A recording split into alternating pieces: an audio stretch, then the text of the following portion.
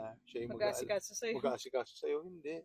Hindi porket yung isa sa inyo stay at home mom or stay at home dad at yung si Mrs. ang primary nagtatrabaho, tapos o kaya si husband ang nasa bahay. Kasi kunwari, kung ako yun, ano naman ang mapipil ko kung ganun yung ipaparamdam mo sa akin na parang, pera mo lang yan. Ako kasi sa bahay lang ako eh.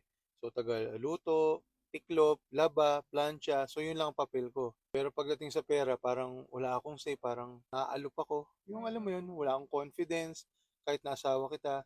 Kasi lagi kong iniisip ko ano yung iisipin mo. At kung ano At mararamdaman kung mo. anong mararamdaman ko. Tsaka, magre-reflect din naman sa akin yun eh. So, anong klaseng asawa ko kung ganun yung pinapakita ko? Malaki ang factor na how you treat your wife, how I treat my husband. Paano ba ako sa kanya at paano siya sa akin. Magiging reflection yun eh. Dala-dala nyo pa rin ang pangalan ng isa't isa. Kasi again, as one, kumbaga pag in-invite ka, hindi pwedeng ako lang. Kailangan kasama. Kasi automatic na dapat yun eh. Na hindi lang ako, hindi lang ikaw, kailangan magkasama na tayo. For example, kay Amara nga, no? Hindi sasabihin ni Amara na si daddy lang yung bumili. Hindi sasabihin ni Amara na galing lang kay daddy. Laging nasa utak niya, so ang sasabihin niya rin sa ibang tao is mommy and daddy. 'Di ba? Automatic 'yon na kaming dalawa. Meron tayong binigay sa kanya, o meron tayong binili sa bahay, o nag-grocery tayo, na malengke. Yeah, mommy and daddy paid this. Mommy and daddy bought this. Say thank you to mommy and daddy.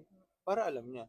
Para fair yung tingin niya na hindi ibig sabihin nasa bahay lang ako o ikaw, eh, wala ka nang say sa finances. Tsaka yung harmony and unity ng mag-asawa, ang magbe-benefit din yan yung mga anak natin. Makikita nila yun eh, ma-absorb nila yun.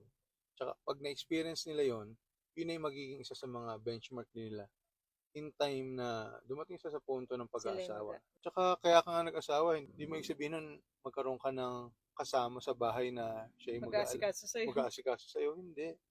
So, hindi naman din makakapagtrabaho yung, for example, si husband yung nagtatrabaho. Hindi naman din siya makakapagtrabaho kung hindi dahil sa'yo eh.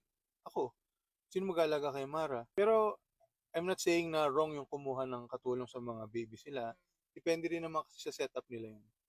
So, since tayo, mas gusto kasi natin hands-on. So, makikita tayo ni Amara as one. Kung may problema siya, makikita niya tayo as one. It's either sa ating dalawa.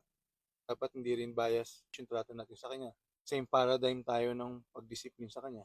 Yung hindi siya magkakaroon ng, ay, dito ako kay mami, dito ako kay daddy. So, Walang perfect na mister, walang perfect na misis. Pero pinagtagpo kayo, kumbaga, kayo yung nag-feel ng gap. Mga kakulangan mo, ako yung nag-feel. Mga kakulangan ko, ikaw yung nag-feel. Kaya kailangan talaga natin yung isa't isa.